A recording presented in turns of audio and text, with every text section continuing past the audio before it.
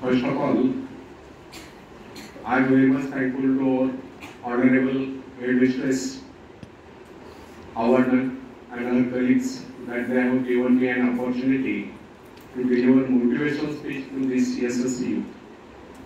Myself, Dattatreya Ahir, I am the retired principal of Government ITI. Basically, I am an electrical engineer. I have been working as an electrical engineer at Koyna Hydroelectric project for 2 years. 1 year at Chandrapur Thermal Power Station. Then after I joined to Government Technical College and worked as a lecturer for 13 years. Meanwhile, I appeared to the exams of the Institution of Engineers and get the degree of AMRE, means Associated Member of Institution of Engineers. And on that basis, I faced to MPSC exam and get selected as a principal and worked as a principal for 22 years and retired in August 2019. And this is my hobby, to deliver motivational speeches to Indian youth. So, today I am speaking on self-reliance, means आत्मनिर्भरता. आत्मनिर्भरता का पता आपको मालूम है? आत्मनिर्भर बनना means क्या? बता सकता है कोई? आत्मनिर्भर बनना मीन्स इस पे उस पे निर्भर न रहकर स्वयं निर्भर बनना, इसे ही आत्मनिर्भरता कहते हैं। तो लॉकडाउन पीरियड में अपने आदरणीय प्रधानमंत्री नरेंद्र जी मोदी सर, इन्होंने आत्मनिर्भर भारत इस विषय पर स्पीच दिया था, शायद आपने सुना होगा लॉकडाउन पीरियड में। तो उसी विषय पर मैं बोलने वाला हूं। तो फ्रेंड्स, आत्मनिर्भर बनने की क्षमता वास्तव में हर व्यक्ति में होती है, परंतु बहुत कम लोग ऐसे होते हैं जिन्हें अपने ऊपर विश्वास हो। दूसरों का सहारा ढूंढना तो उनकी आदत बन जाती है। यह बात हमें कभी नहीं भूलनी चाहिए। दूसरों के सहारे चलना तो बड़ा आसान है, किंतु इससे हमारी नई सही शक्ति क्षीण हो जाती है। मस्तिष्क और योग्यता, इनका जितना उपयोग किया जाएगा, ये उतने बढ़ेंगे, इनका उतना ही विकास होगा। एक विडंबना है कि अपने आप कुछ करने की बात तो जैसे लोगों के मन में आती है। कुछ लोग अपने आप एक ही काम करते रहते हैं, और वह है अपने बदनसीबियों का रड़ाना या दूसरों के आश्रय कर उनके गुणगान करना। ऐसे लोग जिन्हें सदा दूसरों के बल पर विश्वास होता है, वे केवल पिछलों की संख्या पाकर निंदा के पात्र बने रहते हैं। ऐसे लोग अपने आंतरिक शक्तियों का भी लाभ नहीं उठा पाते। फ्रेंड्स, यह समझना, आप यदि जन्मजात नेता नहीं है तो ऐसे होंगे। जन्मजात कौन क्या होता है? कोई महान नहीं होता, कोई वैज्ञानिक नहीं होता है, बल्कि एक अव्वल बालक जन्म के बाद अपने में ऐसी शक्ति पैदा करता है जिसके सहारे वो अपने व्यक्तित्व की एक अलग पहचान बना लेता है।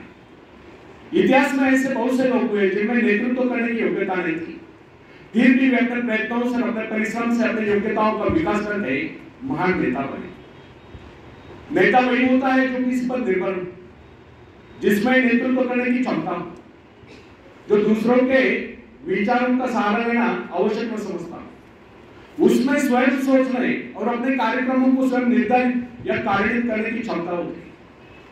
लोगों की संख्या बढ़ाकर भीड़ के बीच में चलना तो कोई बड़ी बात नहीं। बड़ी बात तो यह है कि लोगों के दिलों में अपना स्थान बनाना चाहे लोगों की संख्या कितनी कम क्यों न हो। ऐसे लोग वही होते जो आत्म विकास करके शक्तिशाली हो चुके हैं। ऐसे लोग अपने भाग्य को बदल देते हैं, अपने साथ साथ दूसरों का भी भाग्य बदल देते हैं। फ्रेंड्स, आज की युग की विडंबना यह है, हर कोई किसी न किसी का सहारा ढूंढता नजर आता है। किसी को अपने धन का सहारा लेना पड़ता है, तो किसी को अपने मित्र का, कुछ तो अपने वंश पर ही बुरे नहीं समाते। ऐसे तो बहुत कम लोग होते हैं जिन्हें अपने ऊपर पूरा विश्वास हो। दूसरों की शक्ति पर जीने वालों का एक मनुष्य नियम भी होता है कि ऐसे लोग सदैव किसी न किसी को दोषी ठहराकर अपना पक्ष बचाने के अवसर ढूंढा करते हैं। वास्तविकता यह है, इस प्रकार की आदत कायर प्रकृति की परिचायक है। आत्मनिर्भर बनने की आदत डाली। आदत का आरंभ उस समय होता है जब एक बच्चे को उसका पिता कोई विशेष कार्य करने को कहता है, तब वो संतुष्ट नहीं होता। लेकिन जब वो अपने ढंग से उसी कार्य को करता है और उसे पूरा करने के लिए संघर्ष कर विजय प्राप्त करता है, तो उसके चेहरे पर खुशियों की लहरें तिरकती नजर आती है। इस प्रकार की विजय की भावना उस बालक को शक्तिशाली बनने का एहसास दिलाती है। फ्रेंड्स, स्कूल की शिक्षा या कॉलेज की शिक्षा केवल व्यक्ति की व्यवहार कुशलता और योग्यताओं की वृद्धि नहीं करती, यह तो व्यक्ति के हाथ में औजार थमा देती है। इस औजार का सही इस्तेमाल करना आदमी को स्वयं ही सीखना पड़ता है। हेनरी वार्ड बीचर अपने समय के एक महान विचारक, अपने बारे में कथा सुनाई करता था। जब मैं बच्चा था तब मुझे किसी तरह से आत्मविश्वास की शिक्षा दी गई।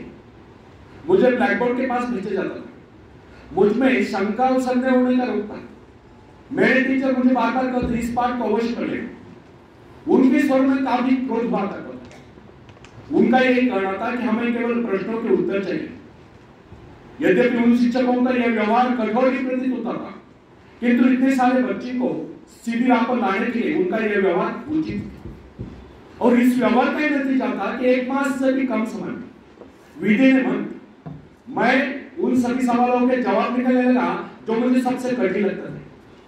एक दिन मुझे ब्लैक बोर्ड पर एक सवाल हल करने को कहा गया। जैसे मैंने सवाल हल किया, टीचर बड़े कठोर अंदाज में बोले बिल्कुल गलत।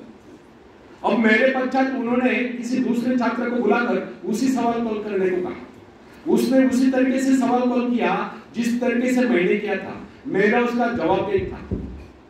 फिर टीचर उसकी पीठ थपथपाकर बोले शाबाश, तू तो इस सवाल को हल करने में सफल हो गई। अब मुझसे रहा न गया, मैंने तुरंत ही खड़े होकर पूछा, टीचर यदि इसका मेरा जवाब एक है, सुलझाने का तरीका एक है, फिर आपने मुझे डांट कर गलत क्यों कहा? तब टीचर बोले, यह बात तूने पहले क्यों नहीं कही जब मैंने तुझे गलत कहा? फ्रेंड्स, केवल पाठ को याद करने से कोई मतलब नहीं। हमारे भीतर यह विश्वास होना चाहिए कि जो कुछ हमने याद किया उसे कोई काट नहीं सकता। इसे ही आत्मविश्वास होता है। और जिनमें ही आत्मविश्वास होता है वही तर्क दे सकता है, वही बस यानी कि चर्चा कर सकता है। लेकिन जिसे स्वयं अपने ऊपर विश्वास न हो वो क्या तर्क करेगा? उसके तो अच्छे कार्यों को भी अगर हमने गलत कहा तो उसे यही समझ लेना हुआ, हो सकता है वो गलत ही हो। फ्रेंड्स, मनुष्य को भ्रम होता है कि अकेले काम करने से अच्छा किसी दूसरों की सहायता लेकर काम करना होता है। लेकिन अपने ऊपर विश्वास करके पूरी लगन से अगर कार्य को किया जाए तो उसमें सफल होने की आशा 2 गुनी हो जाती है। हर महत्वाकांक्षा का अर्थ होता है अपनी शक्तियों का परीक्षण करना। लेकिन दूसरों की नकल करने, दूसरों पर निर्भर रहने से व्यक्ति में दुर्बलता ही तो आती है। शक्ति तो हमारे स्वयं की मेहनत करने से आती है। आखाड़े के पास बैठकर हम अपने शरीर को शक्तिशाली नहीं बना सकते, या दूरदर्शन पर एक्सरसाइज प्रोग्राम देखकर हम अपने शरीर को तंदुरुस्त नहीं बना सकते। इसके लिए हमें स्वयं व्यायाम करना होगा, स्वयं एक्सरसाइज करनी होगी। फ्रेंड्स, यदि आप जीवन में सफलता चाहते हैं तो इसके लिए आपको स्वयं ही प्रयास करना होगा। स्वयं उस रास्ते पर चलना होगा जो आपको उन्नति को ले जाता है। और वो रास्ता है आत्मविश्वास का। अपनी शक्ति को पहचान कर आप सफलता प्राप्त कर सकते हैं, या अपनी योग्यताओं को बढ़ाकर आप सफलता प्राप्त कर सकते हैं। मगर यदि आप ये सोचते हो कि संसार में कोई दूसरा व्यक्ति काम कर रहे और सफलता हमें प्राप्त हो, तो ऐसे कैसे हो सकता है? जो लोग बच्चों को इस प्रकार जीवन क्षेत्र में उतरना चाहते हैं, वे बिना किसी संघर्ष के, बिना कोई कष्ट उठाए आगे बढ़े, तो वे उनकी राह में कांटे बिछाते हैं। संतान को ऐसा बनाना कि वह किसी भी प्रकार के संघर्ष का सामना करने में अयोग्य हो, तो इसका सीधा अर्थ यह हुआ कि वे लोग अपनी संतान का भविष्य शुरू से बिगाड़ रहे हैं। संतान को सुख और ऐश के झूले में झुलाने वाले माँ बाप संतान के सबसे बड़े दुश्मन होते हैं। दूसरों की तो छोड़ो, वे उसे स्वयं को पहुंचाने की जरूरत या स्वयं को पहुंचाने के कष्ट भी उठाने नहीं देते। बच्चों को भी समझना चाहिए, स्वर्ग जाने की इच्छुक को स्वयं ही मरना पड़ता है। स्वर्ग वही जाएगा जो मरेगा, दूसरा कोई नहीं जा सकता। इसी प्रकार जीवन का सच्चा आनंद वही पाएगा जो अपनी आत्मा की शक्ति को पहचाने। फ्रेंड्स, यदि आप किसी कार्य में कामयाबी चाहते हो तो उसके पीछे अपनी पूरी शक्ति लगा देना। नवयुवकों का या नवयुवतियों का स्वभाव होता है सहना, सीखना, अनुसरण करना। लेकिन अगर उनके अभिभावकों के द्वारा या माँ बाप के द्वारा बचपन से सारे इशारा देकर उन्हें जीवन संघर्ष के लिए हतोत्साहित किया गया हो, निराश किया गया हो, तो इसका परिणाम ये निकलता है कि वे अकेले चलना भूल जाते। उनकी हालत पैसा के ऊपर चलने वाली हो जाती, फिर तमाम उम्र में बिना किसी सहारे के चल नहीं पाते। इसलिए यदि जीवन में कुछ करना चाहते हो, कुछ बनना चाहते हो, तो अपनी सहायता स्वयं करें। किसी की सिफारिश और प्रभाव से आगे बढ़ने के प्रयत्न आपके भविष्य को नष्ट कर देंगे। स्वयं को इस योग्य बनाओ कि आपको किसी दूसरों से सहायता की आवश्यकता है। अपने भीतर अथाह साहस और विश्वास जगाइए। आनंद तो उसी उन्नति में आता है जो स्वयं के द्वारा प्राप्त हो। दूसरों के भरोसे उनकी सहायता से आगे बढ़कर अपने को अपंग बनाने का क्या उपाय हो सकता है? इससे तो मनुष्य की अपनी सारी शक्तियां दम तोड़ देती है, अपनी बुद्धि कुंद हो जाती है। जो दूसरों की सहायता का मोहताज बना रहता है, जो अपना हाथ तक नहीं ला सकता, वो क्या कर सकता है? वो जीवन में दूसरों का मोहताज बना रहेगा। ना उनमें आत्मविश्वास आता है, ना वे स्वयं के भरोसे आगे बढ़ पाते हैं। उनका तो भविष्य ही अंधकार में